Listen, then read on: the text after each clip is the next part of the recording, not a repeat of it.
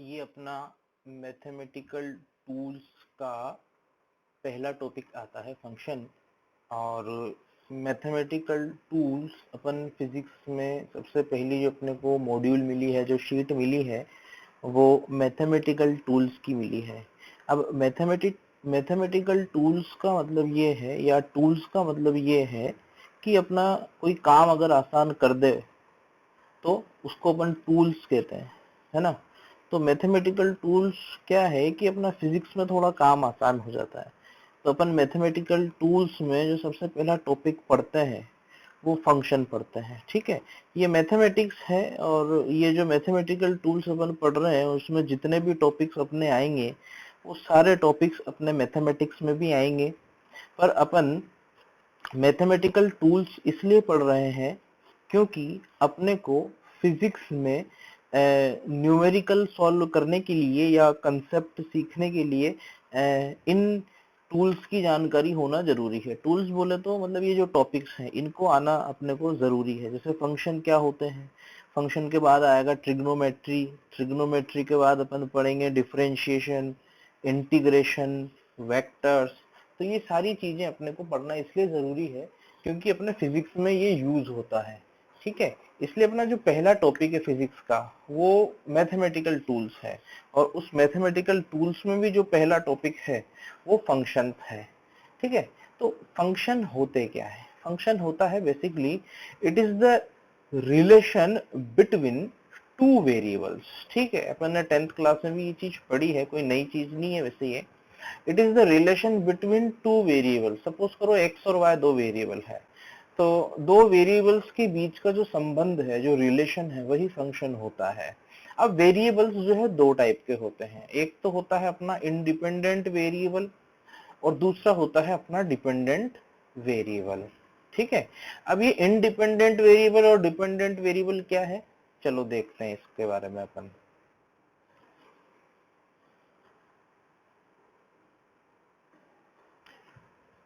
तो फंक्शन है क्या चीज? ठीक है, मैंने बताया कि फंक्शन है रिलेशनशिप बिटवीन टू वेरिएबल्स या रिलेशन बिटवीन टू वेरिएबल्स। दो तरह के वेरिएबल थे, एक था इंडिपेंडेंट वेरिएबल, दूसरा है अपने पास डिपेंडेंट वेरिएबल। तो फंक्शन की डेफिनेशन इस तरह से हुई, या फंक्शन इस तरह से होता है कि इफ y कोई वेरिएबल है, डिपेंड्स ऑन x, y कोई वेरिएबल है वो x पे डिपेंड करता है, इसका मतलब ये हुआ कि y is a function of x। जैसे कि मान लो कोई वेरिएबल है, दो वेरिएबल है, एक तो x है और दूसरा y है, और y की वैल्यू x पे डिपेंड करती है। y की वैल्यू जो है वो x पे डिपेंड करती है, इसका मतलब ये हुआ कि y x का फंक्शन है। ठीक है, इसको रिप्रेजेंट इस तरह से किया जाता है, y equal to f of x। ये चीज अपन 10th में भी देखते हैं इस तरह से, px तुमने देखा होगा, px 10th में देखा होगा, पोलिनोमियल फंक्शन। तो ये उस तरह की चीज है। तो y अगर x का फंक्शन है, मतलब y अगर x पे डिपेंड करता है तो y x का फंक्शन है। जैसे अपन ने इक्वेशन ऑफ मोशन पढ़ी होगी 9th क्लास में, v equal to u plus a t, u plus a t. इसका मतलब क्या हुआ कि जो वेलोसिटी है वो किसका फंक्शन है? टाइम का फंक्शन है। वेलोसिटी किसका फंक्शन हो गया? टाइम का फंक्शन, क्योंकि वेलोसिटी किस पर डिपेंड कर रही है? टाइम पे। इसलिए अपन बोल सकते हैं कि velocity is a function of time. ठीक है, तो y is a function of x, y is a function of x। x अपना इनपुट है, x की वैल्यू डालोगे y की वैल्यू निकल जाएगी। x अपना इनपुट है, ये समझ लो कि fx कोई मशीन है, x अपन ने इनपुट दिया, y अपने को आउटपुट मिला। ठीक है, तो x क्या है? Independent variable. जो इनपुट होता है वो इंडिपेंडेंट वेरिएबल होता है यहाँ पे। ठीक है, और जो आउटपुट होता है वो होता है डिपेंडेंट वेरिएबल। ओके, देखो अपन एग्जाम्पल से समझते हैं इस चीज को। एग्जाम्पल, मान लो कि मैंने एक एग्जाम्पल तुम्हें दिया, y is a function of x।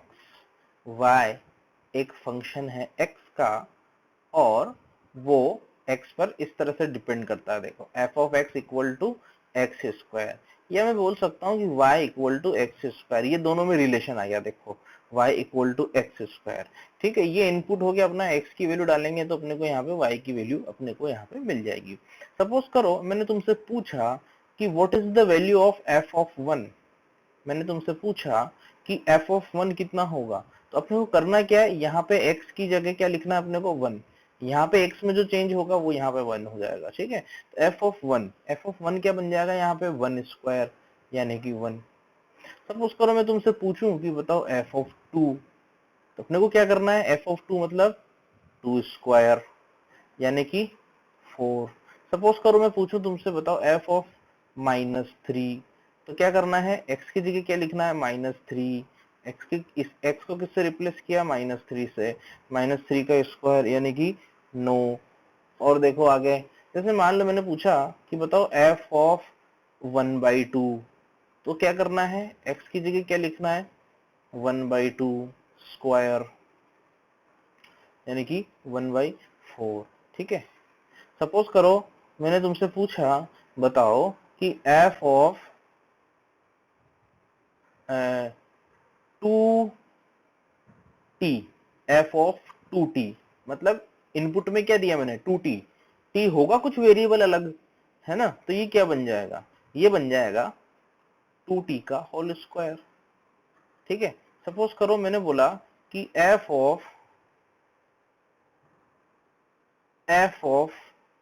2, तो देखो ध्यान से देखो ये क्या लिखा हुआ है, यहाँ पे x को क्या रिप्लेस कर दिया, x को किससे रिप्लेस कर दिया f ऑफ 2 से, यानी कि कहने का मतलब ये है कि ये जो f ऑफ 2, ये जो आउटपुट मिला है, ये जो आउटपुट मुझे मिला है, देखो आउटपुट क्या मिला 4, इनपुट दिया 2, आउटपुट मिला 4, तो उस 4 को वापस से इनपुट में डाल दिया, यानी कि ये जो अपनी मशीन थी, ये जो मशीन थी इसमें अपन ने इनपुट दिया, आउटपुट निकला और इस आउटपुट को वापस इनपुट में डाल दिया, यानी कि वापस से मुझे पूछा क्या है, बेसिकली f ऑफ 2 का मतलब क्या है, मेरे से पूछा है f ऑफ 4, यानी कि मुझे x की जगह क्या लिखना है 4, यानी कि x की जगह यहाँ पे x स्क्वायर में f ऑफ 2 लिखना है, और f ऑफ 2 खुद कितना है 4 है, तो f ऑफ 4 कितना हो गया देखो 16।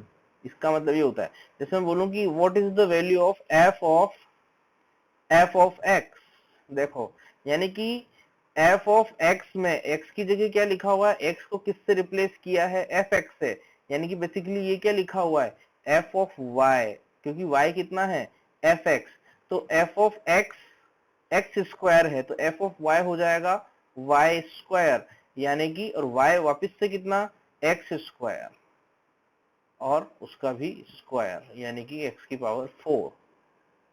इस तरह से जो है इस फंक्शन में जो है क्वेश्चंस को अपन सॉल्व करते हैं।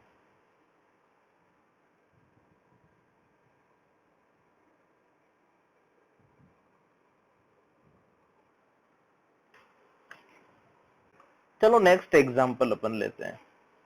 मान लो कि यहाँ पे एक फंक्शन गिवन है y is a function of x which depends on x like this 3x square plus 2x plus 1, ये अपने को फंक्शन दे दिया। चलो जैसे मान लो मैंने पूछा कि what is the value of f of 1, f of 1 कितना हो जाएगा, देखो करके देखो, f ऑफ 1 हो जाएगा 3, करना कुछ भी नहीं है, x की जगह क्या रिप्लेस करना है 1, 3 of 1 square plus 2 1 plus 1, solve करके देखो क्या आंसर आ रहा है। मान लो मैंने पूछा f ऑफ -2, तो क्या करना है 3 -2 का स्क्वायर प्लस 2 -2 प्लस 1, देखो क्या आंसर आ रहा है, 3 2 5 और 1 6 6, यहाँ पे कितना हुआ 2 square 4, 4 into 3 12 minus 2 into 2 4, 12 minus 4 plus 1 9, इस तरह से। ठीक है, तो f ऑफ -2 की वैल्यू कितनी आई 9, यानी कि y की वैल्यू x इक्वल टू -2 पे कितना है 9, बस वैल्यू लिखनी है और कुछ भी नहीं करना है। सपोज करो मैंने तुमसे पूछा कि f ऑफ t कोई तीसरा वेरिएबल है मान लो, तो क्या हो जाएगा 3t square plus 2t plus 1, इस तरह से। सपोज करो मैंने तुमसे पूछा कि बताओ f of x square, f of x square, तो देखो क्या हो जाएगा, x को किससे रिप्लेस करना है, एक्स स्क्वायर से, x square whole square plus 2 times of x को किससे रिप्लेस कर दिया, एक्स स्क्वायर से। जो इनपुट डाला जाएगा वो पूरा इनपुट इसमें आएगा, यहाँ पे जहां जहां भी x लिखा है वहां वहां पे चेंज हो जाएगा। यहाँ पे x में जो यहाँ पे चेंज होगा इस जगह पे, वही चेंज यहाँ पे x में होगा, वही चेंज x में यहाँ पे होगा। x को एक्स स्क्वायर से रिप्लेस कर दिया तो एक्स स्क्वायर से रिप्लेस हो गया, 1 की जगह 1। इस तरह से अपने को ये करना होता है, देख लो।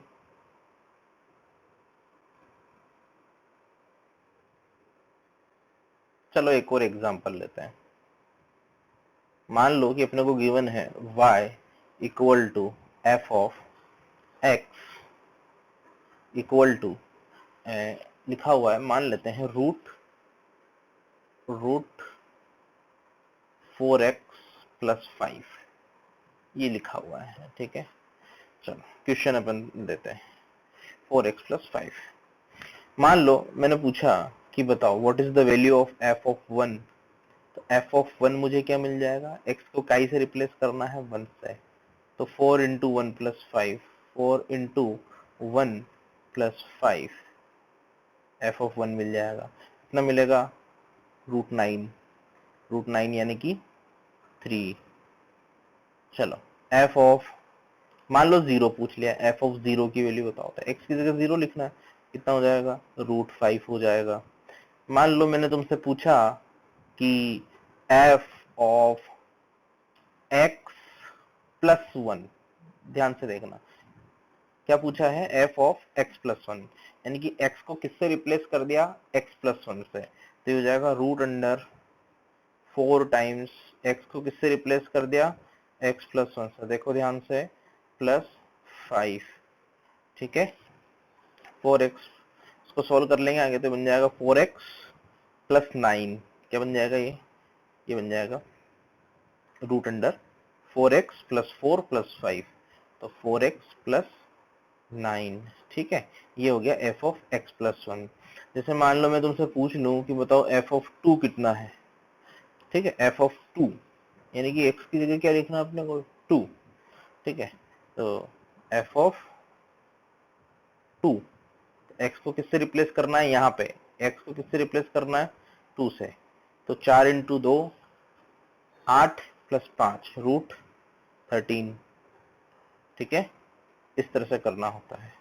चलो मान लो मैंने एक और दिया तुमसे, मैंने पूछा कि बताओ what is the value of f of x+1। देखो अब मैंने इनपुट में चेंज नहीं किया है, मैंने पूरे आउटपुट में ही 1 ऐड कर दिया है, तो अब इसको मैं कैसे लिखूंगा, √f ऑफ x खुद कितना है, 4x+5 और ये +1, इस तरह से। कंफ्यूज नहीं होना है, दोनों में अंतर है, इसमें और इसमें अंतर है। इसमें पूरे में +1 किया है, इसमें इनपुट में चेंज किया है, x को रिप्लेस किया है x+1 से, यहाँ पे x को x+1 से रिप्लेस किया है, जबकि यहाँ पे क्या किया मैंने, पूरे fx को ही अपन ने मतलब 1 से जोड़ दिया है, देखो।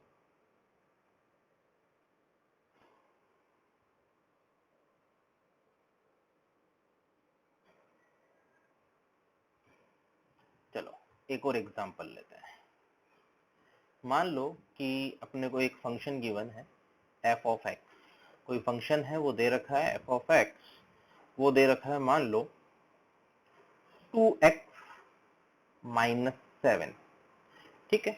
कोई दूसरा फंक्शन है, अब कोई दूसरा फंक्शन है तो उसको दूसरा नाम देना पड़ेगा, मान लो वो gx है, उसको gx बोल दिया। वो है मान लो कि 5x², दो अलग अलग फंक्शन है, एक का नाम fx है, दूसरे का नाम gx है, दोनों x पे डिपेंड करते हैं, ठीक है। पर इसको अब मैं y, अगर मैं इसको y1 बोलूंगा तो मैं उसको y2 बोलूंगा। चलो आगे बढ़ते हैं। फाइंड फाइंड फाइंड क्या फाइंड करना है, f of gx, f of gx, ठीक है। चलो करो, तुम सोचो, ध्यान से देखो। f ऑफ x में एफ ऑफ एक्स में ये एक्स की जगह क्या रिप्लेस हुआ, देखो ध्यान से, एक्स को किससे रिप्लेस किया, देखो एक्स को किससे रिप्लेस किया, एक्स को रिप्लेस किया जी एक्स से, और जी एक्स अपने आप में क्या है, what is g x, g x is 5x²। तो बेसिकली पूछा क्या है अपने से, एफ ऑफ 5x²। तो फाइनल आंसर निकालते हैं, ये बन जाएगा एफ ऑफ 5x²। चलो रिप्लेस करो एफ ऑफ एक्स, तो ये 2x माइनस 7, तो 2 5x² माइनस 7। बात समझ में आई। चलो मान लो कि मैं तुमसे पूछ लूं कि find g of F x, देखना अब g में इनपुट क्या ले लिया मैंने, ये जो g में x लिखा हुआ है, g में जो x लिखा हुआ है, ये g वाला जो फंक्शन है उसमें जो x लिखा हुआ है, ये जो x लिखा हुआ है, इसको किससे रिप्लेस करना है, fx से। और fx अपने आप में क्या है, 2x माइनस 7, यानी कि पूछा क्या है अपने से, g of 2x minus 7, 2x minus 7।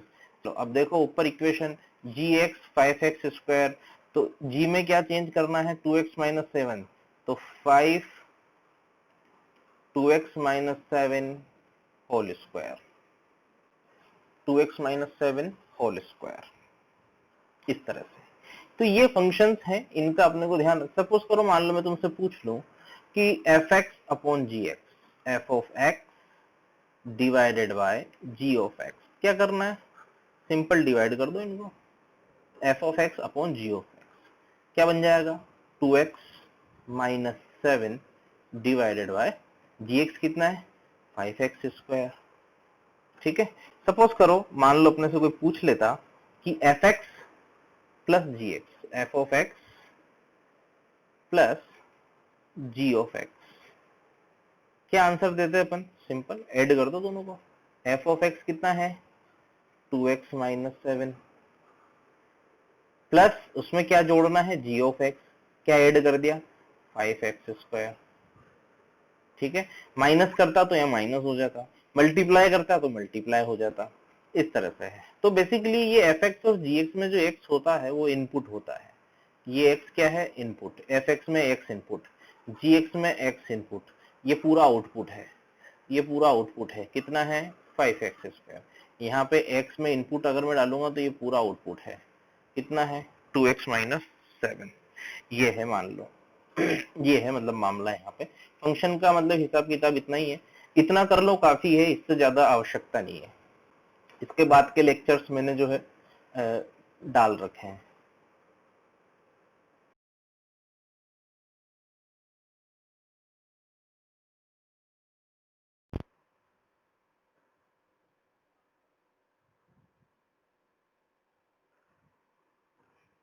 Function के बाद अपने मैथमेटिकल टूल्स में ट्रिग्नोमेट्री आता है। ओके, ट्रिग्नोमेट्री में अपने जो सबसे पहले अपन बात करते हैं वो बात करते हैं एंगल की, कि एंगल क्या होता है। हालांकि एंगल अपन सबने पढ़ा है छोटी क्लासेस में, पर अपन यहाँ पे एंगल और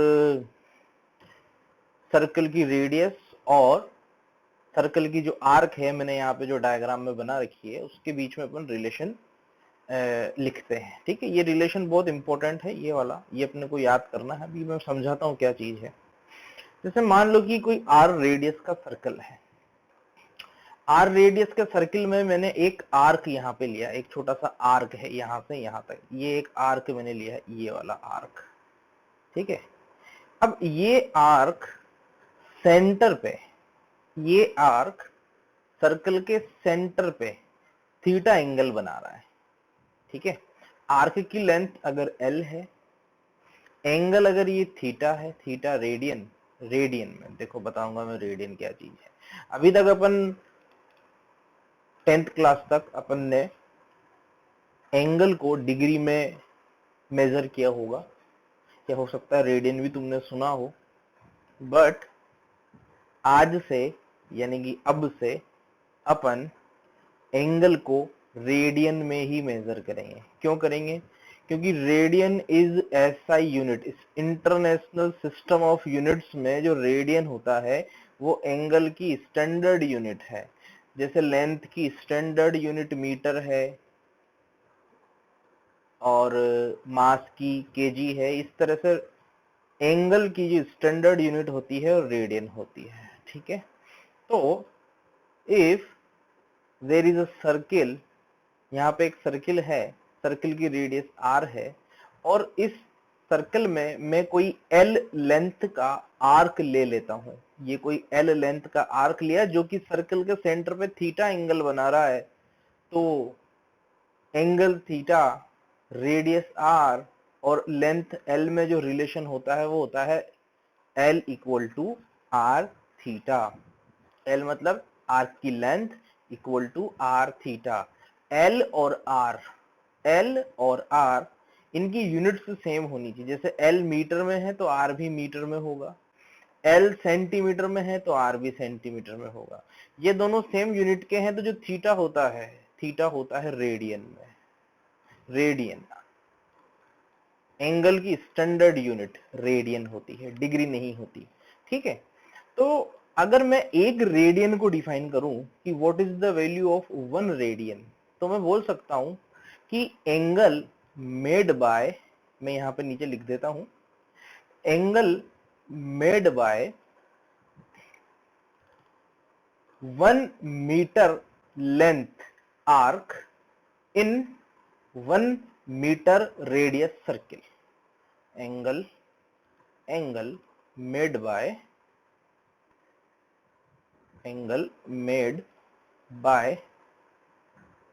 arc of 1 meter length in circle of 1 meter radius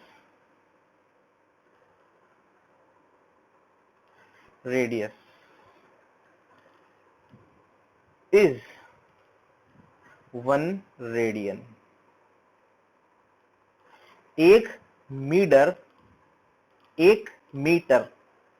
radius के सर्कल में, 1 मीटर रेडियस का अगर मैं सर्कल ले लूंगा, उसमें 1 मीटर का आर्क लेंथ ले लूंगा, तो जो एंगल बनेगा वो 1 रेडियन होगा। Theta equal to l by r. ये रिलेशन अपने को याद करना है, ये पूरी फिजिक्स में अपने काम आता है। L equal to r theta. Okay, इसको याद रखना है अच्छे से। तो अब डिग्री और रेडियन में रिलेशन क्या है? अपन ने कहा कि जो डिग्री होता है वो स्टैंडर्ड यूनिट नहीं है, तो स्टैंडर्ड यूनिट क्या है? रेडियन है। ठीक है, अब देखो, अगर मैं इस पूरे सर्किल को ले लूं, इस पूरे सर्किल की सरकमफेरेंस को ले लूं, अगर पूरे सर्किल की सरकमफेरेंस को ले लिया जाए तो टोटल एंगल कितना बनेगा? टोटल एंगल डिग्री में कितना बनेगा? 360 डिग्री। और वो 360 डिग्री जो होता है वो 2 पाई रेडियन के इक्वल होता है। ये ध्यान रखना, 360 degree equal to 2 pi radian. 360 degree equal to 2 pi radian, यानी कि 180 degree equal to pi radian. जहां पे पाई क्या है? पाई एक नंबर है जिसकी वैल्यू लगभग 3.14 के आसपास होती है। ठीक है, पाई की वैल्यू कितनी होती है? 3.14। और पाई रेडियन यानी कि 3.14 रेडियन में कितने डिग्री हुए? 3.14 रेडियन में कितने डिग्री हुए? 180 डिग्री। ठीक है, ये अपने को याद करना है। तो ये यूनिट कन्वर्जन में अपने को काम, यूनिट क्या, ये एंगल को रेडियन से डिग्री में बदलने के काम आता है। जैसे 180 डिग्री में पाई रेडियन है, तो मैं बोल सकता हूं कि 1 डिग्री में कितने रेडियन होंगे? पाई डिवाइडेड बाय 180 रेडियन। ठीक, अच्छा मान लो अगर मैं रेडियन को डिग्री में चेंज करना चाहूं तो 1 रेडियन 1 रेडियन में कितने हो जाएंगे, डिग्री कितने हो जाएंगे, देखो 180 अपॉन पाई डिग्री, इतने डिग्री हो जाएंगे। तो डिग्री और रेडियन में ये रिलेशन है, ध्यान रखना है इसको अपने को, ठीक है। अच्छा ये आया कैसे, ये 2 पाई, देखो अपन जानते हैं सर्कल की सर्कमफेरेंस 2 पाई आर होती है, 2 पाई आर, ये क्या है, लेंथ आ गई। तो देखो l equal to r theta से कंपेयर करो इसको, l equal to r theta से कंपेयर करो, थीटा इक्वल टू 2 पाई आएगा।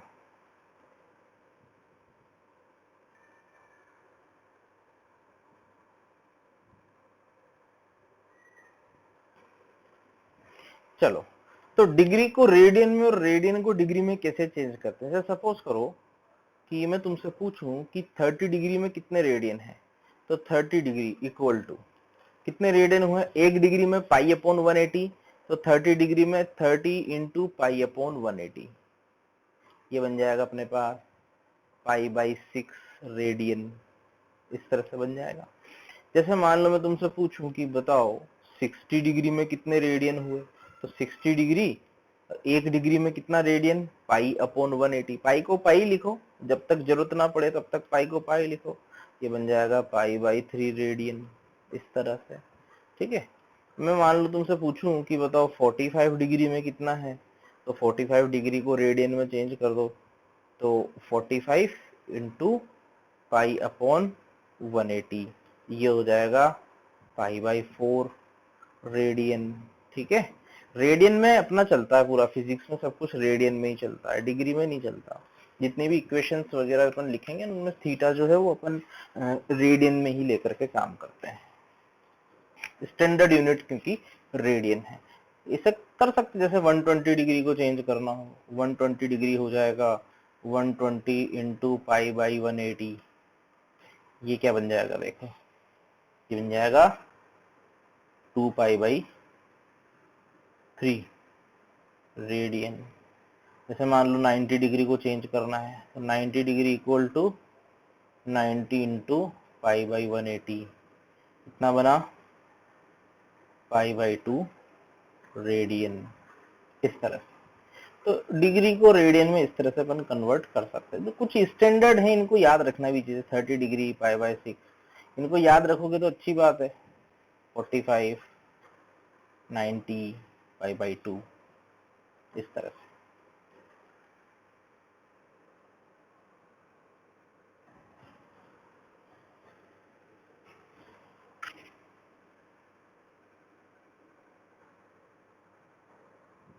ठीक है, तो लिख लेना तुम, हेडिंग डालना मेजरमेंट ऑफ एंगल, हेडिंग डालो measurement of angle.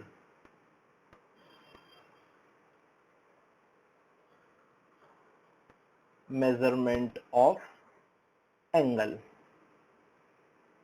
Measurement of angle, ठीक है। अब देखो इसमें बताना कुछ भी नहीं है, बताना सिर्फ इतना है, एंगल के बारे में तो मैंने तुम्हें कल बता ही दिया था। आज मैं तुम्हें बताऊंगा कि जो एंगल का मेजरमेंट है उसको पॉजिटिव किधर लेना है और नेगेटिव किधर लेना है, ठीक है। तो जैसे अपन एक्स वाई जेड एक्सिस बनाते हैं, तो अपन जेड की भी बात नहीं कर रहे हैं, अपन एक्स और वाई एक्सिस की बात कर रहे हैं। सपोज करो ये एक्स एक्सिस है, सपोज करो ये वाई एक्सिस है, ठीक है। तो जैसे अपन ने बोला कि ये प्लस एक्स एक्सिस, ये प्लस वाई एक्सिस, इसी तरह से इधर माइनस एक्स एक्सिस, नीचे माइनस वाई एक्सिस, ठीक इसी प्रकार से अपन एंगल को भी पॉजिटिव और नेगेटिव मेजर करते हैं, ठीक है। तो इफ मैं x से y की तरफ घूमता हूं, जैसे मान लो सपोज करो मैंने एक लाइन यहाँ पे खींची और मैं अगर इस तरफ से मेजर करूंगा x से y की तरफ, देखो x से y की तरफ, यानी कि कौन सी डायरेक्शन हुई है, एंटी क्लॉकवाइज, एंटी क्लॉकवाइज।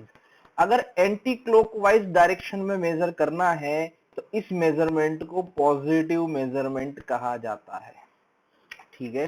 ठीक इसी प्रकार से अगर मान लो कि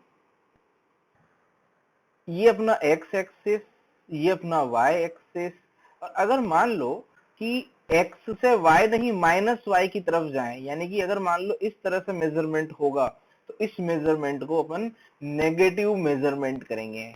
ऐसा अपन क्यों कर रहे हैं ये अगले टॉपिक में बात समझ में आएगी। ध्यान रखना इस बात को कि एंटी क्लॉकवाइज मेजरमेंट पॉजिटिव होता है। डायग्राम अपने आप ये बात बोल रहा है, लिखने की जरूरत नहीं है कि if measurement is anticlockwise this measurement is positive, if measurement is clockwise CW मतलब clockwise then this measurement is negative, ये मेजरमेंट को नेगेटिव बोलेंगे। कैसे? देखो, मान लो कि यहाँ पे मैंने x और y एक्सिस बनाया, ठीक है, ये x एक्सिस ये y एक्सिस। सपोज करो कि यहाँ पे मैंने ऐसे एक लाइन खींची और मैंने बोला कि ये जो एंगल है ये मान लो कि 30 डिग्री है, ठीक है। तो इस यहाँ से यहाँ तक x से एंटी क्लॉकवाइज चलना है। अगर x से एंटी क्लॉकवाइज जाऊंगा तो मैं इसको +30 डिग्री बोलूंगा, ठीक है। अगर मान लो मैं इसको यहां से क्लॉकवाइज नापूं, इस तरफ से अगर मैं इधर आता हूं क्लॉकवाइज डायरेक्शन में, जैसे मैं ये वाला एंगल नापूंगा तो इसको मैं बोलूंगा -60 डिग्री, ठीक है। जैसे मान लो ये क्लॉकवाइज में है तो ये +30 डिग्री, इसको ये एंटी क्लॉकवाइज में है तो ये 30 डिग्री +30 डिग्री, इस तरह से है तो -60 डिग्री। सपोज करो मैंने एक एंगल इस तरह से बनाया, मान लो कि मैंने एक एंगल इस तरह से यहाँ पे बनाया और मैंने कहा कि ये यहाँ से यहाँ तक 30 डिग्री है, ये 30 है ना। तो मैंने बोला कि ये एंगल कितना है, ये होगा पॉजिटिव मेजर, ठीक है। कितना होगा पॉजिटिव? देखो 180 + 30 यानी कि 210 डिग्री पॉजिटिव। एंटी क्लॉकवाइज है तो पॉजिटिव, अगर क्लॉकवाइज है तो अगर मान लो मैं इसको क्लॉकवाइज अगर लूंगा तो मैं इसको कितना लूंगा बताओ जोड़ के, देखता हूं तब तक कौन आया है।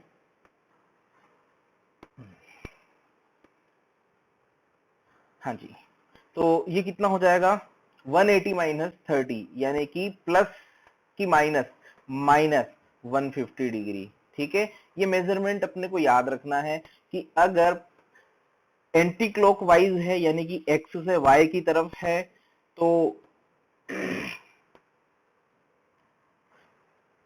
नेक्स्ट बारी से टाइम से आ जाना।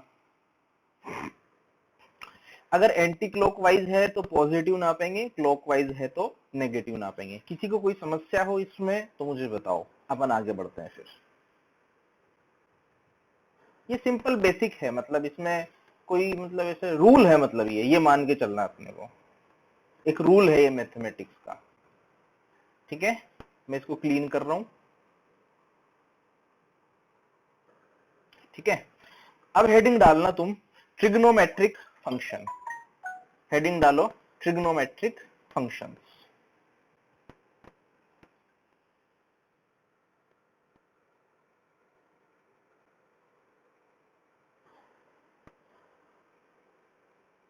ट्रिग्नोमेट्रिक फंक्शंस,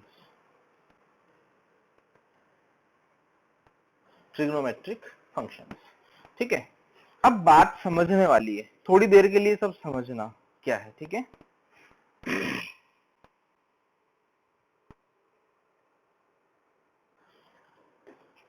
मान लो कि अपना एक सर्किल है, बिल्कुल ध्यान से अब मेरी बात सुनेंगे, पेन कॉपी सब छोड़ के सिर्फ मेरी बात सुनेंगे, ठीक है। मैं यहाँ पे अपना एक कोऑर्डिनेट सिस्टम बना रहा हूं, उसमें मैंने एक सर्किल बनाया है, देखना अब ये अपना सर्किल, एक बड़ा सा सर्किल है। इस सर्किल की रेडियस है मेरे पास r, सर्किल को जो रेडियस है वो रेडियस है मेरे पास r रेडियस का एक ये सर्किल है। ये सेंटर, ये मान लो कि ये x एक्सिस, ये x एक्सिस, ये -x एक्सिस, ये y एक्सिस और ये -y एक्सिस, ओके। ये -y एक्सिस, ये अपना फर्स्ट क्वाड्रेंट, बचपन में पढ़ा होगा तुमने। ये अपना सेकंड क्वाड्रेंट, ये अपना थर्ड क्वाड्रेंट, ये अपना फोर्थ क्वाड्रेंट, ठीक है। फर्स्ट क्वाड्रेंट में x और y दोनों पॉजिटिव होते हैं, सेकंड क्वाड्रेंट में x नेगेटिव होता है, y पॉजिटिव होता है, थर्ड क्वाड्रेंट में x भी नेगेटिव y भी नेगेटिव, फोर्थ क्वाड्रेंट में x पॉजिटिव y नेगेटिव। यहां तक अपन ने पढ़ा है। अपन क्या पढ़ रहे हैं? ट्रिग्नोमेट्रिक फंक्शंस, जो sine theta, cos theta, tan theta जो तुमने बचपन में पढ़े हैं, उन साइन थीटा, कोस थीटा और टेन थीटा को अपन डिफाइन कर रहे हैं। सपोज करो कि इस सर्किल की रेडियस है आर, इस सर्किल की रेडियस क्या है, आर है, सर्किल की रेडियस है आर, ये कोई पॉइंट है पी, ये कोई पॉइंट पी है which can move on the circle, ये पॉइंट पी इस सर्कल पे घूम सकता है। मान लेते हैं कि ये लाइन पीओ, इस सेंटर को मान लो अगर मैं ओ बोल देता हूं, ये line PO positive x axis से एंटी क्लॉकवाइज डायरेक्शन में थीटा एंगल बनाती है, तो इस थीटा को पॉजिटिव बोलूंगा, एंटी क्लॉकवाइज घूमा तो इस थीटा को पॉजिटिव बोलूंगा। और इस पी के जो कोऑर्डिनेट्स हैं, इस पॉइंट पी के जो कोऑर्डिनेट्स हैं, सपोज करते हैं कि वो है एक्स और वाई। इस पॉइंट पी के जो कोऑर्डिनेट हैं, इस पी के कोऑर्डिनेट अपने पास है x, y, ठीक है।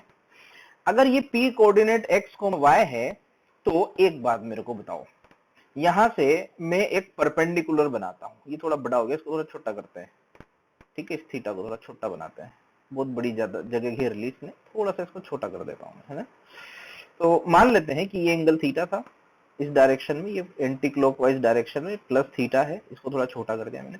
ये पॉइंट जो है, इस पॉइंट से एक परपेंडिकुलर अपन यहाँ पे बना रहे हैं, देखो अभी तुम्हें कुछ कुछ याद आएगा। इस पॉइंट से मैंने एक परपेंडिकुलर यहाँ पे बना दिया, ये परपेंडिकुलर बना दिया, ठीक है। तो क्या मैं बोल सकता हूं कि ये जो लेंथ है यहां से यहां तक, ये जो लेंथ है वो x है। ठीक इसी तरह से मैं बोल सकता हूं कि जो वर्टिकल लाइन ये वाली जो हाइट है वो हाइट y है, मैं बोल सकता हूँ इसको, बिल्कुल बोल सकता हूँ, ये वर्टिकल हाइट क्या है, y के बराबर है, ठीक है, क्योंकि पॉइंट के कोऑर्डिनेट क्या है, x, y। अब पहले इतना डायग्राम बनाओ, इतना डायग्राम बनाओ सबसे पहले, क्योंकि मैं इसको मिटाऊंगा। साइन थीटा की जो डेफिनेशन होगी वो हो जाएगी, बताओ, बचपन में पढ़ा था, इस ट्राइंगल को देखो, इस ट्राइंगल को देखो और इस ट्राइंगल को देख के याद करो कि बचपन में अपने को साइन थीटा की डेफिनेशन क्या बताई थी।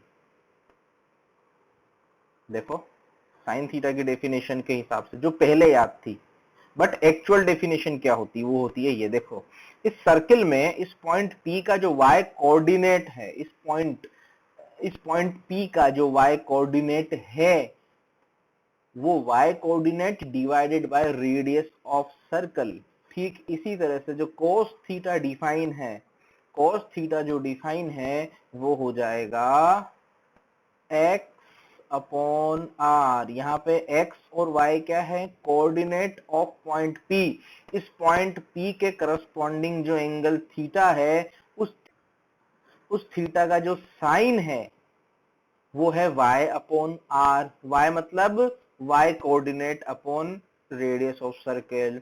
उसका जो कोस ऑफ थीटा है, कोसाइन बोलते हैं, कोस को क्या बोलते हैं, कोसाइन ऑफ थीटा। इस पॉइंट P के करस्पॉन्डिंग जो थीटा है वो हो जाएगा x upon r। Actual definition यही है। बचपन में अपने को कैसे रटवाते हैं, ये वाली बचपन में कैसे रटवाते हैं, sine theta equal to perpendicular upon hypotenuse. Basically perpendicular जो होता है वो y कोऑर्डिनेट होता है और जो हाइपोटेन्यूस होता है वो रेडियस ऑफ द सर्कल होती है। कहने का मतलब ये है कि वो x square plus y square equal to r square, जो अपन लिखते हैं ना पाइथागोरस राइट एंगल ट्राइंगल, ये कंसेप्ट जो बचपन में सिखाया वो यहीं से आया है। अब टेन थीटा तुम बताओ क्या आएगा, tan theta equal to Y upon x. छोटी क्लासेस में अपन ने साइन थीटा की वैल्यू देखी है, साइन 30, साइन 60, तो वैल्यू बेसिकली सर्कल से आती है, पी पॉइंट के कोऑर्डिनेट जो बनेंगे उस हिसाब से आता है। तो sine theta y upon r ये याद रखना है, cos theta x upon r ये याद रखना है, tan theta y upon x ये याद रखना है, ठीक है। और इन तीनों के रेसिप्रोकल भी होते हैं। कौन कौन से होते हैं, इनको मैं मिटा के लिखूंगा, तुम लिखते जाओ साथ के साथ। मैं साइन थीटा मिटाने जा रहा हूं, इसलिए साइन थीटा लिख लो। Sine theta equal to Y upon are, तो क्या बन जाएगा, साइन थीटा का रेसिप्रोकल होता है cosec theta equal to, cosec theta होता है आर अपॉन वाई, जहां पे एक्स और वाई क्या है, coordinate of point P. Cos theta का reciprocal sec theta, sec theta हो जाएगा r अपॉन x, और टेन थीटा का होता है कॉट थीटा, टेन थीटा का होता है कॉट थीटा।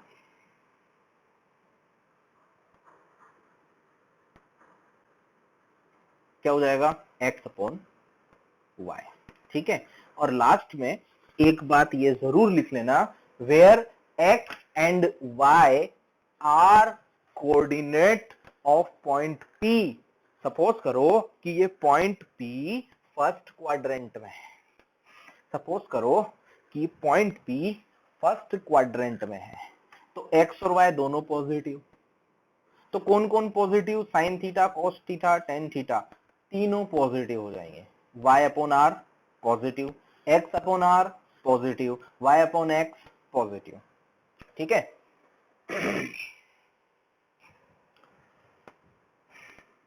इसको मिटाऊंगा, लिख लेना यहां पे कि x and y are coordinate, distance नहीं है, कोऑर्डिनेट है। x and y are coordinate of point P, उस पॉइंट P के कोऑर्डिनेट है, ये बात का ध्यान रखना है। ठीक है,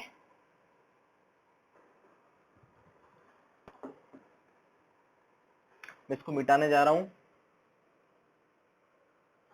तुमने लिख लिया होगा, किसी ने नहीं लिखा हो तो बोल देना। ओके, चलिए तो बात करते हैं कि फर्स्ट क्वाड्रेंट में क्या खेल होगा, सेकंड क्वाड्रेंट में क्या खेल होगा, थर्ड में क्या होगा और फोर्थ में क्या होगा। ठीक है, तो देखना ध्यान से कि मैं यहाँ 4 क्वाड्रेंट डायग्राम में बना देता हूं इस तरह से। ये अपना फर्स्ट क्वाड्रेंट रहा है, फर्स्ट सेकंड, सर्किल नहीं बना रहा हूं मैं अब, और ये थर्ड और ये फोर्थ। ठीक है, तो अगर मान लो थीटा की वैल्यू 0 डिग्री से ज्यादा हो, थीटा की वैल्यू 0 से ज्यादा हो, 90 से कम हो, तो कौन कौन पॉजिटिव होगा। देखो, थीटा 0 से ज्यादा, 90 से कम। ठीक है, कौन कौन पॉजिटिव हो जाएगा, ऑल पॉजिटिव होंगे। देखो ध्यान से, ऑल पॉजिटिव, साइन थीटा भी positive, y upon r, y positive होगा क्योंकि देखो x और y यहाँ पे दोनों पॉजिटिव होंगे, x और y दोनों पॉजिटिव होंगे, तो sine theta positive, cos theta भी पॉजिटिव, टेन थीटा भी पॉजिटिव, और इनके रेसिप्रोकल भी पॉजिटिव। माइक बंद कर ले बेटा। चलिए सेकंड क्वाड्रेंट में देखो ध्यान से, सेकंड क्वाड्रेंट में x नेगेटिव होता है, y पॉजिटिव होता है। एक मिनट,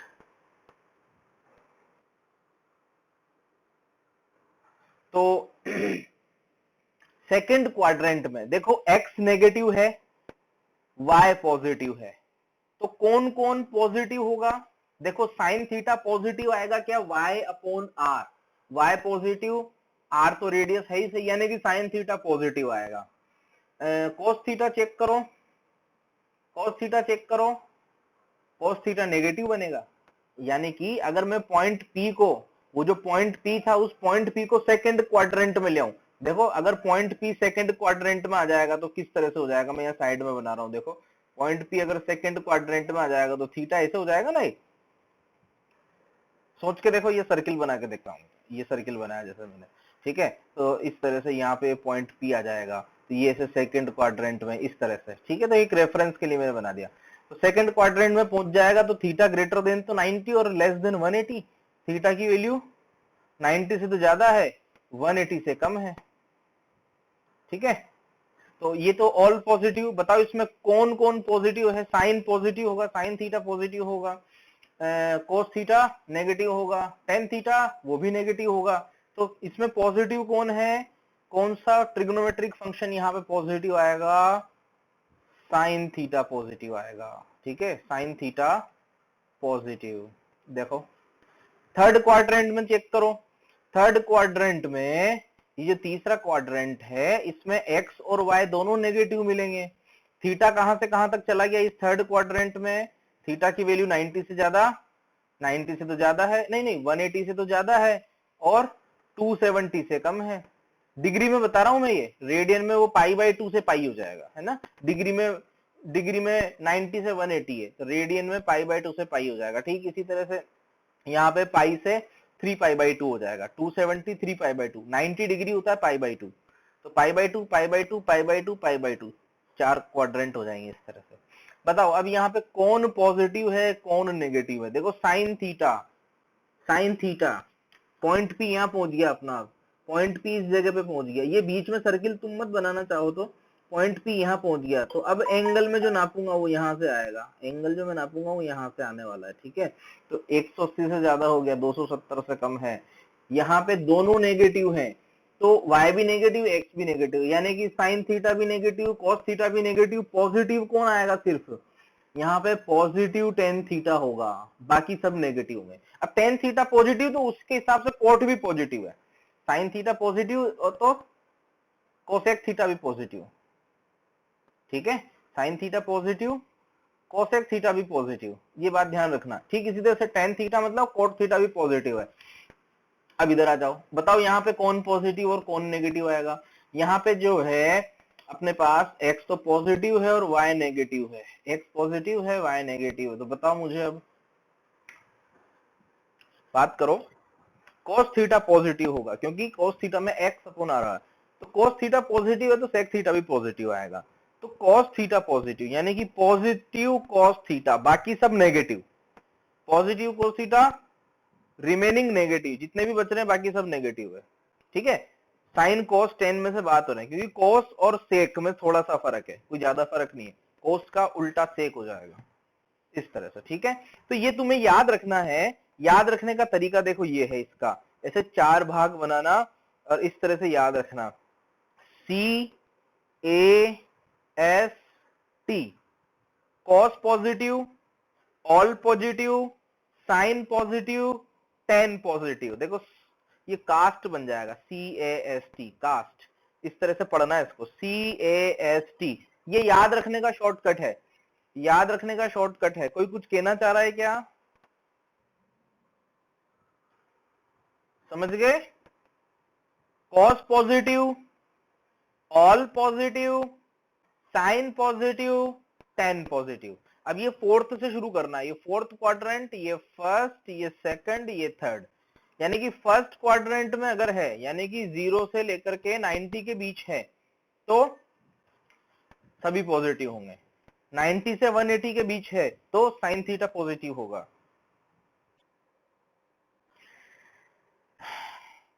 कुछ वैल्यूज लिखते हैं, जैसे मान लो कि साइन 30, साइन 30, साइन 120 डिग्री। तुम्हें बस इतना बताना है पॉजिटिव और negative.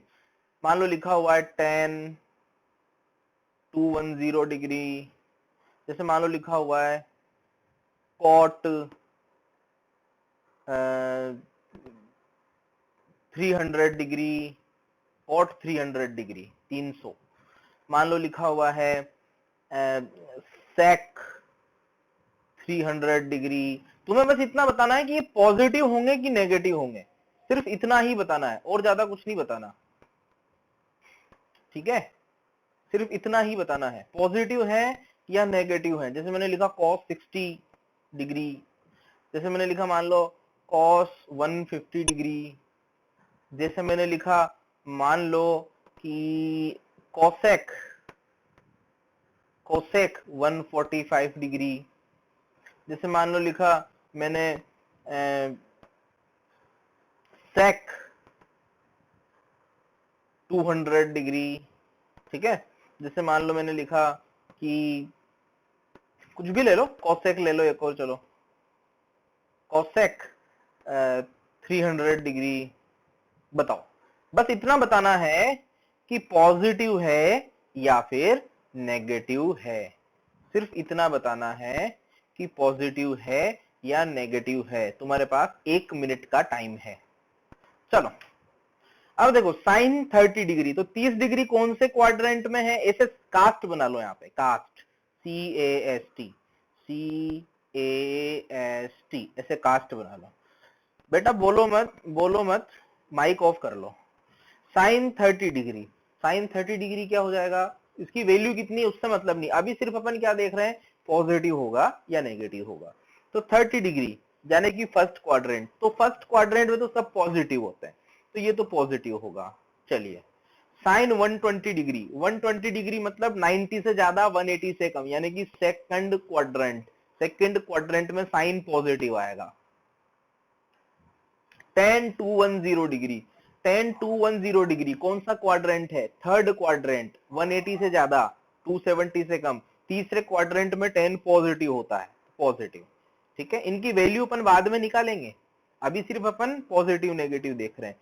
Coat 300 degree, coat 300, coat मतलब 10, कोट और 10 एक जैसे होते हैं, तो कोट या 10 एक ही बात है। तो कौन से क्वाड्रेंट में चले गए अपन, ये तो फोर्थ क्वाड्रेंट में चले गए, तो फोर्थ में तो कोस पॉजिटिव होता है, बाकी तो नेगेटिव होंगे।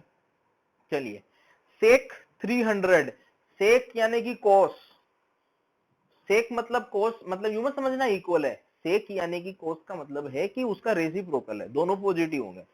तो कोस 300 बोलो कि सेक 300 बोलो, आना तो पॉजिटिव है क्योंकि फोर्थ क्वाड्रेंट में है। ओके, फोर्थ, मेरे को पहले पूरा बोल लेने दे, एक मिनट रुक जा।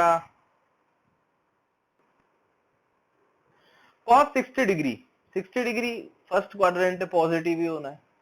cos 150, 150 कहां पे आएगा, सेकंड क्वाड्रेंट में। सेकंड क्वाड्रेंट में कौन पॉजिटिव होता है, साइन पॉजिटिव। सेकंड में कौन पॉजिटिव है, सिर्फ साइन, बाकी सब नेगेटिव है, यानी कि cos 150 degree negative. cosec 145 degree, cosec यानी कि साइन, cosec और साइन एक जैसे हैं, तो साइन 145 देख लो या कोसेक 145 देख लो, दोनों पॉजिटिव ही आएंगे क्योंकि ये सेकंड क्वाड्रेंट में है 145 डिग्री, तो ये हो गया पॉजिटिव। सेक 200 डिग्री, 200 यानी कि 180 से ज्यादा 270 से कम, कौन सा क्वाड्रेंट, तीसरा क्वाड्रेंट, तीसरे में तो 10 पॉजिटिव होता है, जबकि ये तो कोस के साथ है, सेक है ये तो ये होगा negative.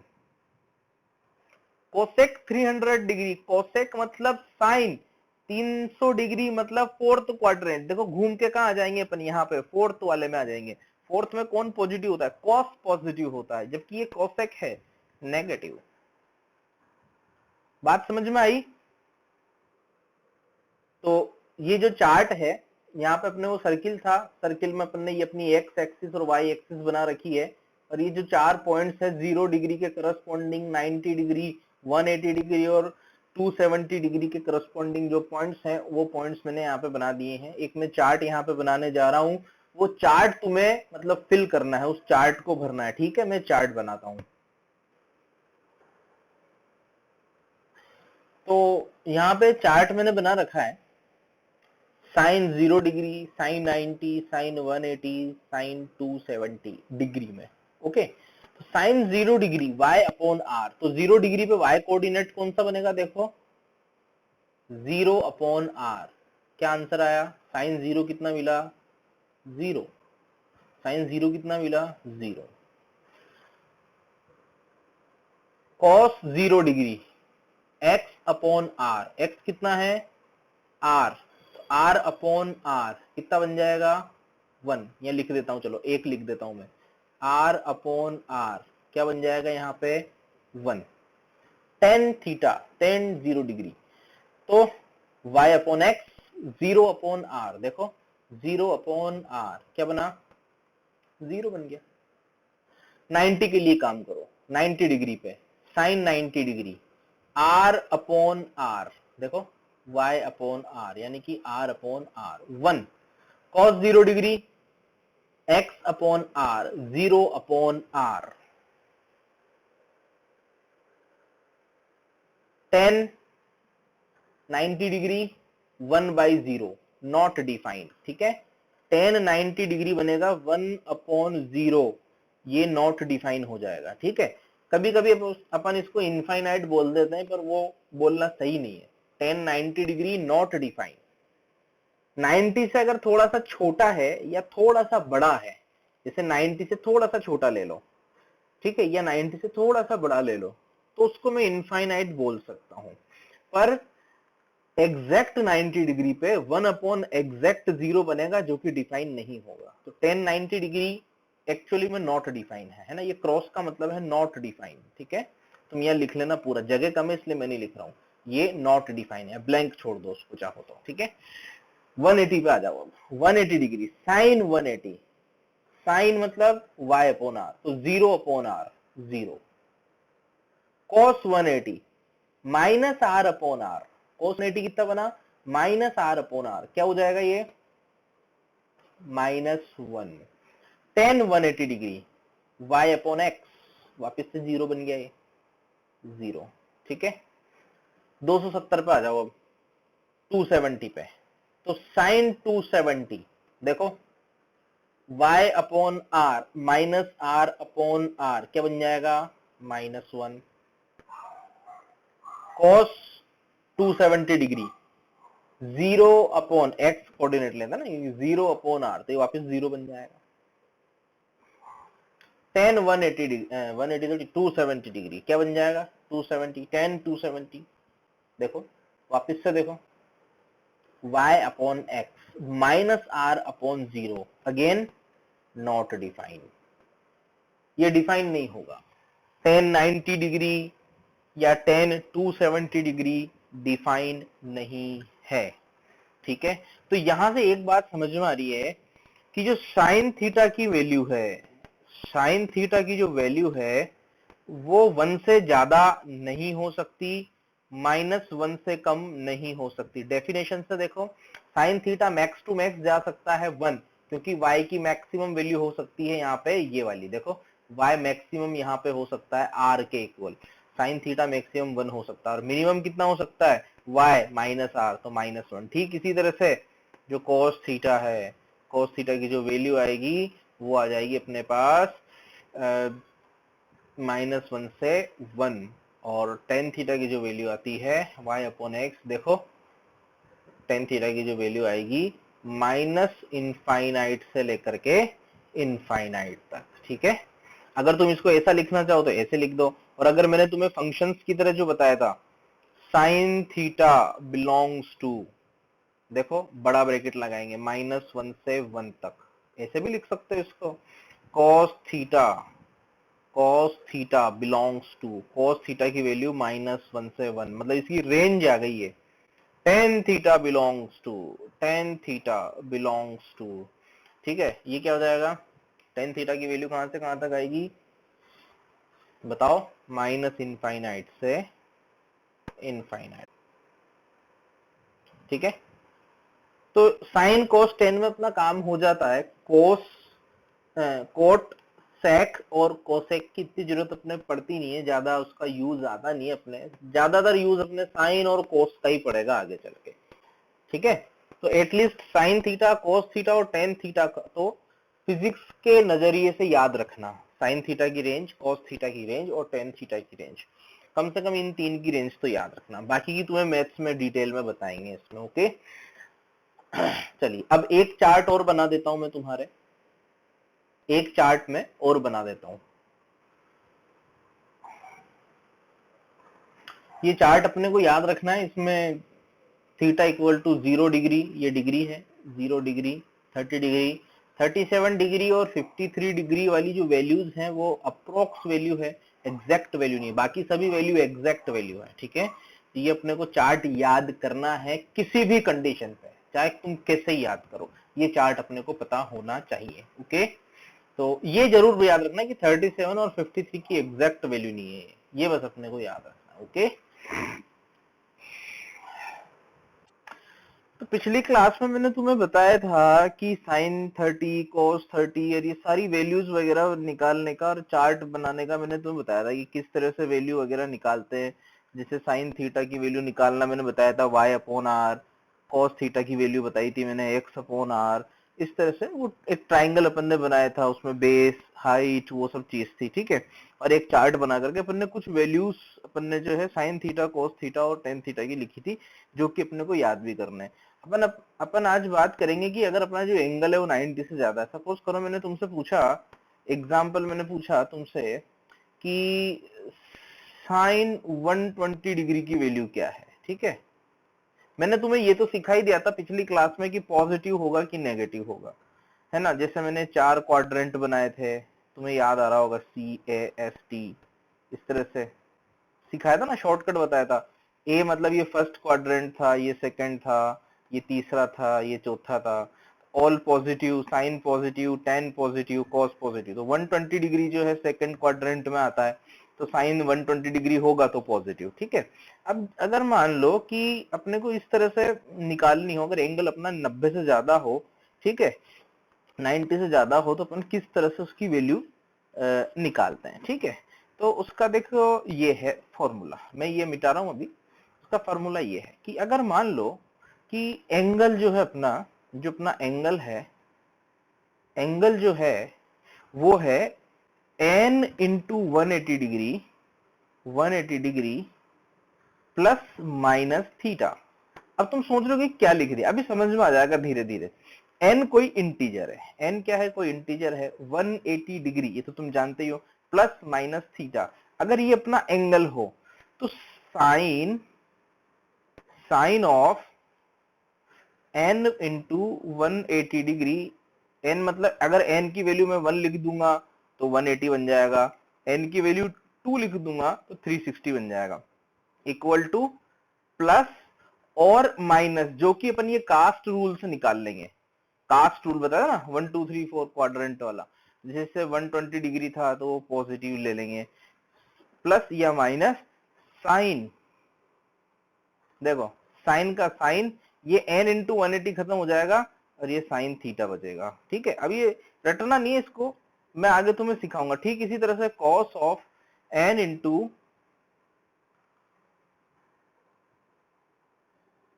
n into 180 degree plus या माइनस, प्लस हो या माइनस हो, थीटा, थीटा कोई एंगल है यहाँ पे, इक्वल टू अगेन प्लस और माइनस, नहीं कॉस ले रहे हैं ना अपन, तो कॉस थीटा, प्लस और minus cos theta, cos of theta. ठीक इसी तरह से टेन थीटा का भी होगा। ठीक इसी तरह से अब मैं इसको सॉल्व करके तुम्हें बताऊंगा, आगे एग्जांपल लेके बताऊंगा कि हाउ टू यूज दिस, तब तुम्हें बात समझ में आएगी कि हाँ इसको ऐसे यूज करना है। ठीक है, देखो ज्यादा कुछ है नहीं, cos थीटा ये हो जाएगा tan थीटा। देखो फर्क क्या पड़ रहा है, ये गायब हो गया, जैसे sine of 1 into 180 degree plus या माइनस थीटा, तो ये 1 इंटू 180 खत्म हो गया, सीधे साइन थीटा आ गया, प्लस और माइनस अपन यहाँ से पता लगेगा कौन से क्वाड्रेंट में आ रहा है। ठीक है, ठीक इसी तरह से cos थीटा और ठीक इसी तरह से tan थीटा, इतना लिखो, फिर अपन एग्जाम्पल से समझते हैं इस चीज को। पहले एक एग्जाम्पल मैं तुम्हें करके बताता हूँ, फिर बाकी तुम करना। ठीक है, जैसे वही अपन साइन 120 डिग्री की बात कर लेते हैं। जैसे मान लो कि साइन ऑफ 120 डिग्री लिखना है, ठीक है, इसकी वैल्यू निकालनी है, तो सबसे पहले ये पता लगा लो एक तरफ कि ये पॉजिटिव होगा कि नेगेटिव होगा। साइन 120 डिग्री सेकंड क्वाड्रेंट में है, सेकंड क्वाड्रेंट में साइन पॉजिटिव होता है, यानी कि होगा तो पॉजिटिव। सेकंड क्वाड्रेंट में साइन पॉजिटिव होता है, थर्ड क्वाड्रेंट में टेन पॉजिटिव होता है, फोर्थ में कोस पॉजिटिव होता है। तो 120 डिग्री सेकंड क्वाड्रेंट में आया, तो साइन 120 डिग्री इक्वल टू, अब इसको इस रूप में चेंज करने की कोशिश करो, ऐसा लिखने की कोशिश करो इस टाइप से, n इंटू 180 डिग्री, यानी कि 180 से प्लस या माइनस करना है। n क्या है, n तो इंटीजर है, ठीक है, 0 1 2 3 4, तो n इंटू 180 प्लस या माइनस कुछ थीटा, तो और ये थीटा लेस देन 90 रहेगा तो ज्यादा बेहतर है। जैसे कि इसको मैं क्या लिख सकता हूं, ध्यान से देखो, इसको मैं लिख सकता हूं साइन ऑफ 180 डिग्री प्लस या माइनस, तो या माइनस लिखना पड़ेगा, माइनस 60 डिग्री।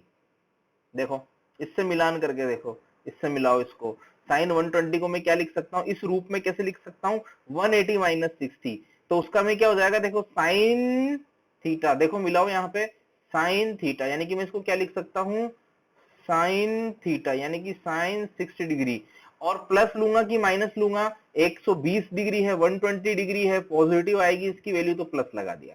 ठीक है, ये प्लस और माइनस चूज करेंगे अपन कास्ट रूल से, जो अपना शॉर्टकट अपन ने बताया है, तो प्लस साइन 60 डिग्री। अब साइन 60 की वैल्यू कल चार्ट में अपन ने लिखी थी, बताओ कितनी आई, √3/2।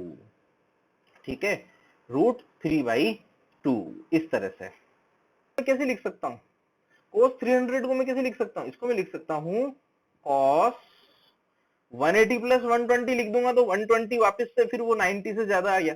तो बेहतर ये है ना कि अपन इसको ऐसे लिख देते हैं 360 माइनस 60।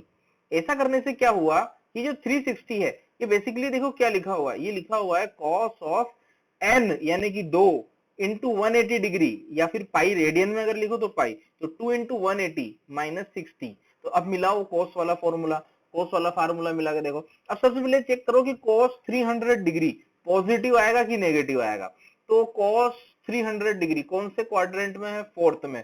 फोर्थ क्वाड्रेंट में कॉस पॉजिटिव होता है, ठीक है, फोर्थ क्वाड्रेंट में कॉस पॉजिटिव होता है, तो ये पॉजिटिव ले लिया और ये बन जाएगा अपने पास कॉस 60। इस माइनस पे ध्यान नहीं देना है, ये माइनस मत ध्यान देना, ठीक है, ये प्लस हो या माइनस हो यहाँ 60 का 60 आ जाएगा, तो कॉस 60 डिग्री, ठीक है, कॉस 60 डिग्री। तो ये बन जाएगा अपने पास कॉस 60 की वैल्यू 1/2 ये आ गया। कॉस 300 डिग्री, देखो प्लस 300 डिग्री को मैं माइनस 60 डिग्री भी लिख सकता हूं। देखो 300 डिग्री एंटी क्लॉकवाइज घूम जाओ या फिर 60 डिग्री क्लॉकवाइज घूम जाओ, बात तो बराबर है। मैंने बताया था मेजरमेंट ऑफ एंगल, पॉजिटिव किसको बोलेंगे, नेगेटिव किसको बोलेंगे।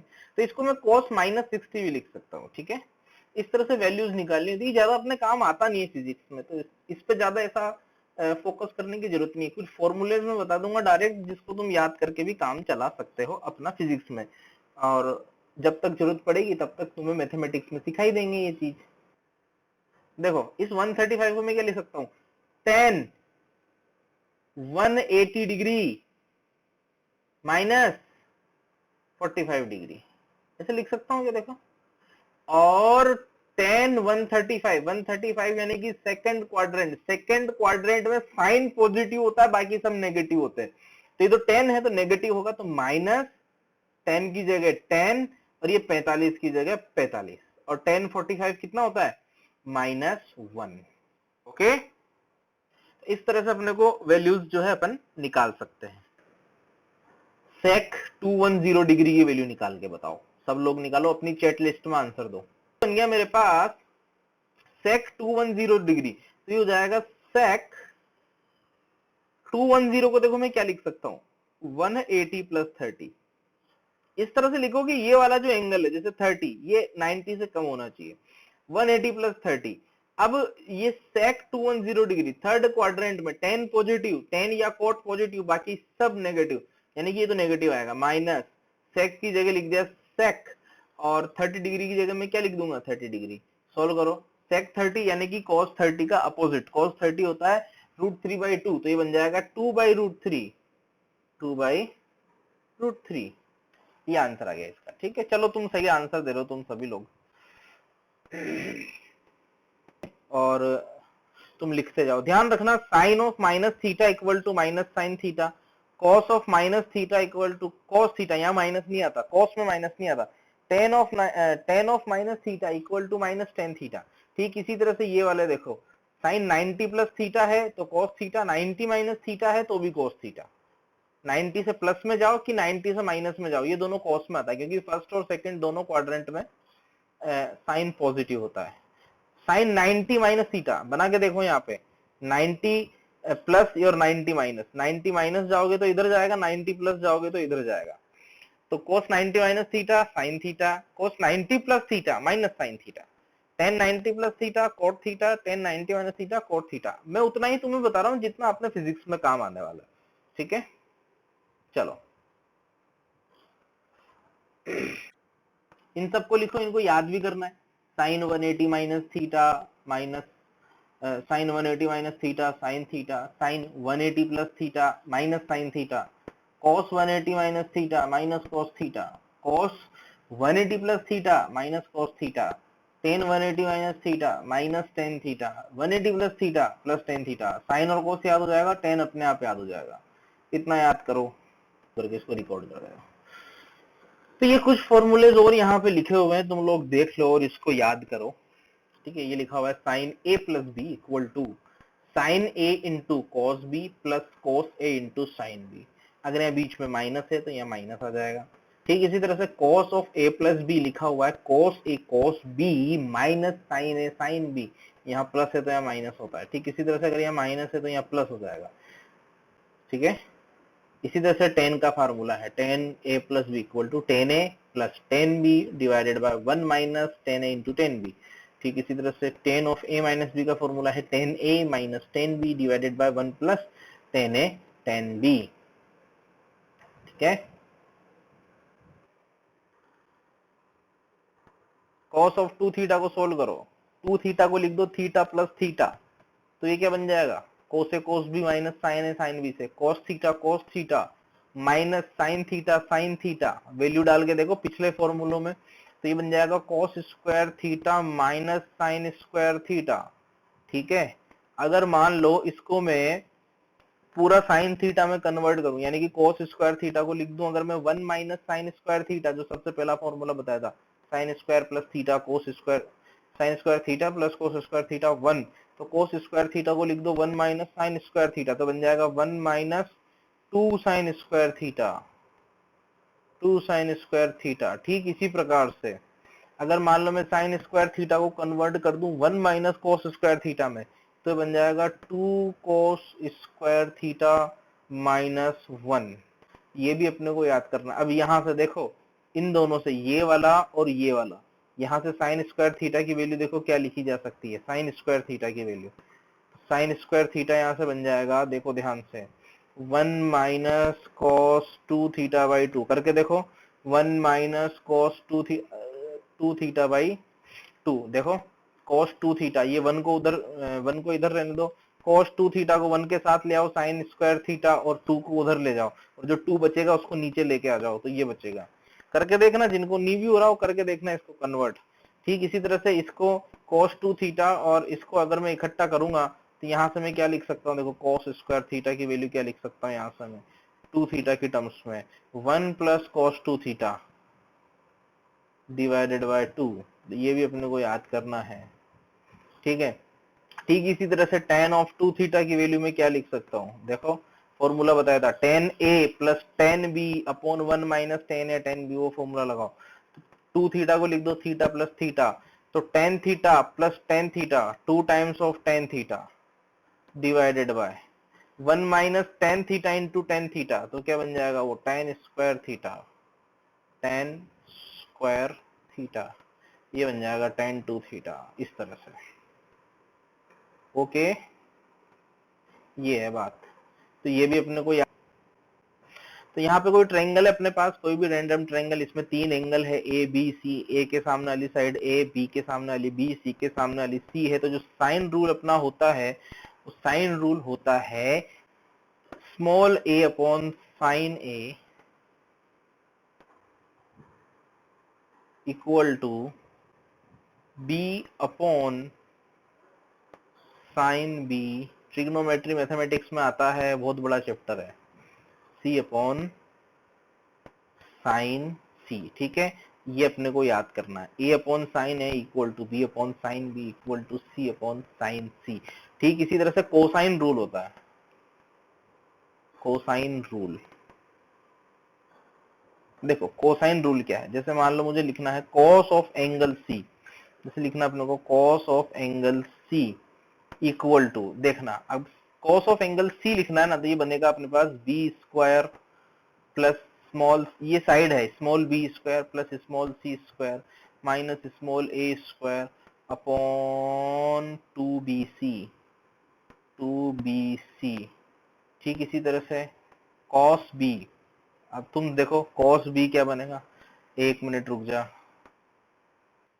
हाँ हाँ मैंने गलती कर दी छोटी सी, तुम इसको सही कर लो, ये कॉस सी नहीं, ये कॉस ए है, सही कर लेना बेटा, ये कॉस ए है, कॉस ए, कॉस ए लिखूंगा तो ए स्क्वायर माइनस होगा, कॉस बी लिखूंगा तो बी स्क्वायर माइनस होगा, कॉस सी लिखूंगा तो सी स्क्वायर माइनस होगा, यानी कि क्या बन जाएगा कॉस सी, ये बन जाएगा A square plus B square minus C square upon 2ab। देखो A square plus B square था ना ऊपर, तो नीचे 2ab बना, यहाँ A square plus C square था तो यहाँ नीचे 2ac है, यहाँ B square plus C square है तो यहाँ नीचे 2bc है। ठीक है, ये फॉर्मूले अपने को याद करने ज्यादा, ये 4 फॉर्मूले और हैं, इन 4 फॉर्मूलों को भी याद करना है। ये कॉस लिखा हुआ है, मैं इसको थोड़ा क्लियर करके लिख देता हूँ। यहाँ पे कॉस लिखा हुआ है, इस जगह पे कॉस है, into cos of angle a plus b by two, ये सब मल्टीप्लाई है यहाँ पे, इनटू इनटू इस तरह से।